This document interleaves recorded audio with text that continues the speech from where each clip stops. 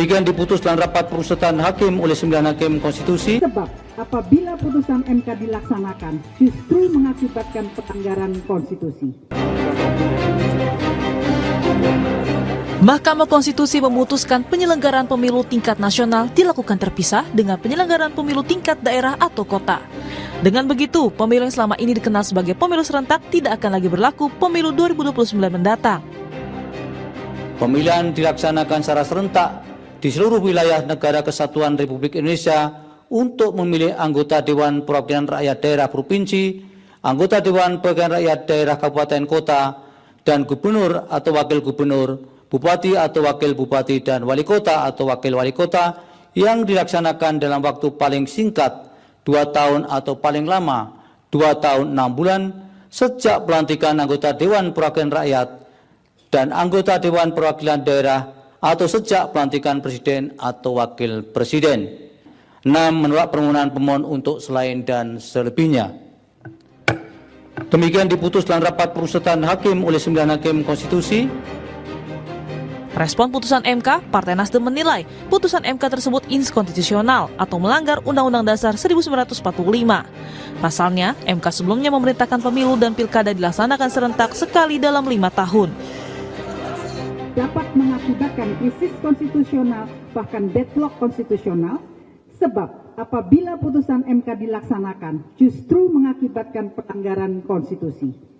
Pasal 22E UUD NRI 1945 menyatakan pemilu dilaksanakan setiap 5 tahun sekali, ayat 1. Kemudian pemilu sebagaimana dimaksud pada ayat 1 tersebut diselenggarakan untuk memilih presiden, wakil presiden, anggota DPR, DPE, DPD, dan DPRD, ayat 2. Dengan demikian, ketika setelah 5 tahun periode DPRD tidak dilakukan, maka terjadi pelanggaran konstitusional. Sementara Wakil Ketua Umum Partai Golkar Bambang Susatyo bilang partai politik tak bisa menolak putusan MK dan DPR harus segera memproses perubahan aturan perundang-undangan. Kendati demikian, Bamsud mengkritik MK yang dinilai membuat keputusan berubah-ubah. Iya, karena memang kita tidak bisa lagi menolak itu karena udah final and binding.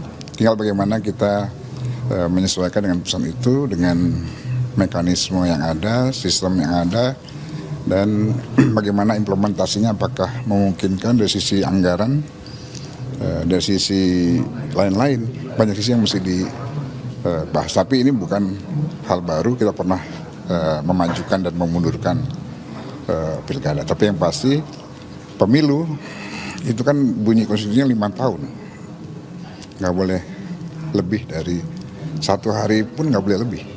Ya mau nggak mau, karena ada pasal yang berubah ya, dari sama-sama menjadi tidak sama-sama, sehingga keputusannya ya norma baru.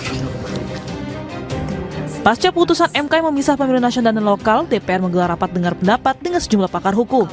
Salah satunya Patrialis Akbar yang merupakan mantan hakim MK menilai MK sudah melampaui kewenangan. Meski begitu, putusan MK sudah bersifat final dan mau tidak mau harus dijalankan.